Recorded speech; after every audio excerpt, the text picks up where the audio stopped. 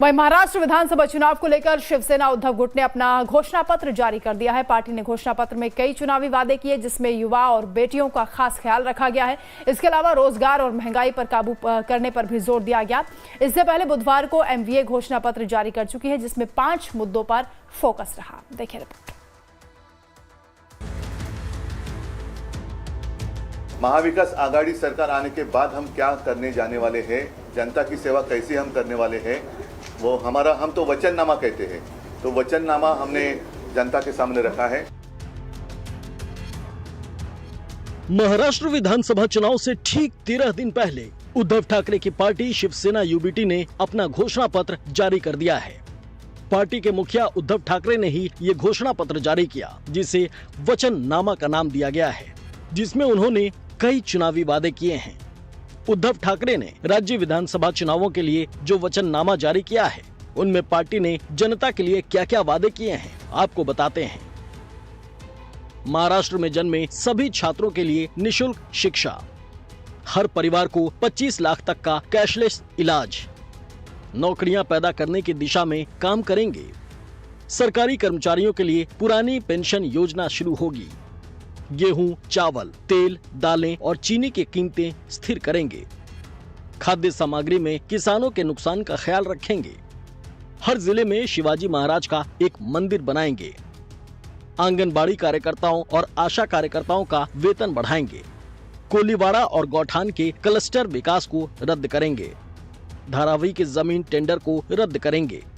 2012 में Mumbai coastal road की बात मुंबई म्यूनिसिपैलिटी की कॉर्पोरेशन के दरमियान हमने की थी। हमें अभिमान है कि वो हम पूरा कर सके। 500 स्क्वायर फीट तक प्रॉपर्टी टैक्स माफ करने की बात हमने की थी, वो भी हमने पूरी कर दी। 2019 में हमने कहा था कि जो हमारे गरीब जनता है उनको 10 रुपये में हम भोजन की व्यवस्था करेंगे। शिव भोजन के माध्यम से वो भी हमने पूरी की है। ऐसे कई सारे वादे जो हमने किए थे वो हमने निभाए हैं, और आज भी हम कुछ वादे करने जा रहे हैं और किए हैं, वो जरूर जनता के आशीर्वाद मिलने के बाद हम पूरे करेंगे, ये मैं वचन देता हूँ। यही नहीं, घोषणा पत्र जारी करने के दौरान उद्धव ठाकरे ने प्रदेश की शिंदे सरकार और बीजेपी पर जमकर निशाना भी साधा। वो बीजेपी के लिए जरूर कह रहे हैं, क्योंकि बीजेपी की नैया अब डूबने जा रही है, तो वो बीजेपी के लोगों को कह रहे हैं कि एक है तो सेफ है, नहीं तो पूरा साफ है। तो बीजेपी अब साफ होने जा रही है, बीजेपी अब साफ होने जा रही है, और इसलिए वो बीजेपी बचाने की कोशिश कर रहे हैं। एक है तो सेफ है, तो वो बीजेपी सेफ है, लेकिन हमारी सरकार आने के बाद तो साफ होने वाली। कर्नाटक में चुनावी वादों को लेकर कांग्रेस अपने ही अध्यक्ष की नाराजगी झेल चुकी है, लिहाजा महाराष्ट्र में ऐसी कोई गलती ना हो, इसके लिए उद्धव ठाकरे बहुत सजग हैं।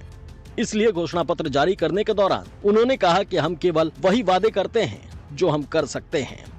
महाविकास आघाड़ी का जो मैनिफेस्टो है उसमें जो आई है वही हमने दी है, लेकिन साथ ही साथ कुछ अलग बातें जिसके ऊपर हमें ऐसे लगा कि ध्यान देने की आवश्यकता है, वो भी हमने इसमें डाली है। और जैसे मैंने कहा कि जो भी हम कहते हैं वो करते हैं। आपको अगर याद दिला दूं कि पिछले सभी चुनाव में हम चाहे यूटी में थे या महाविकास आघाड़ी में, हमने हमारा वचननामा जनता के चरण में सादर किया था, और सिर्फ कोशिश ही नहीं, मैं तो मानता हूँ 90% से ज्यादा हमने वादे निभाए हैं। इससे पहले बुधवार को महाविकास अघाड़ी ने घोषणा पत्र जारी किया था। महाराष्ट्र के लिए महाविकास अघाड़ी ने 5 गारंटी का वादा किया। मुंबई में स्वाभिमान सभा के दौरान 5 गारंटी का ऐलान किया गया, जिसमें कांग्रेस सांसद राहुल गांधी, कांग्रेस अध्यक्ष मल्लिकार्जुन खड़गे, शिवसेना अध्यक्ष उद्धव ठाकरे और एनसीपी नेता शरद पवार शामिल थे। एमवीए की ओर से जारी 5 गारंटी में महालक्ष्मी योजना का ऐलान, जिसमें हर महीने महिलाओं को 3000 रुपए, साथ ही महिलाओं के लिए मुफ्त बस यात्रा, किसानों के 3 लाख रुपए तक का लोन माफ, जाति मुक्त जनगणना कराएंगे और 50% आरक्षण की सीमा हटाने की कोशिश होगी। 25 लाख रुपए तक का स्वास्थ्य बीमा और फ्री दवाएं, बेरोजगार युवाओं को हर महीने 4000 रुपए की मदद। गारंटी का ऐलान करने के बाद यहां राहुल गांधी ने एक बार फिर बीजेपी आरएसएस पर हमला बोला। एक तरफ अंबेडकर जी का संविधान, एकता, समानता, मोहब्बत, रिस्पेक्ट, और दूसरी तरफ सामने से नहीं, छुपकर बीजेपी के लोग, आरएसएस के लोग इस संविधान को खत्म करना चाहते हैं। उधर महाराष्ट्र कांग्रेस के अध्यक्ष नाना पटोले ने भी बीजेपी को जमकर घेरा।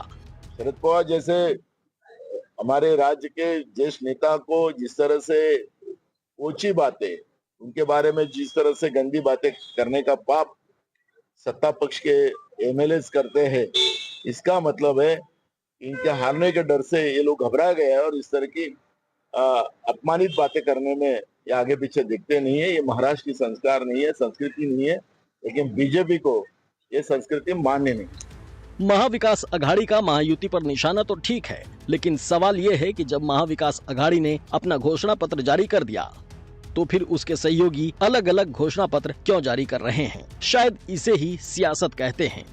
वैसे महाराष्ट्र फतह के लिए कोई कोर कसर नहीं छोड़ना चाहता। राज्य की कुल 288 विधानसभा सीटों पर आने वाले 20 नवंबर को वोटिंग है, जबकि नतीजों का ऐलान 23 नवंबर को होगा। Bureau report, live times. Maharashtra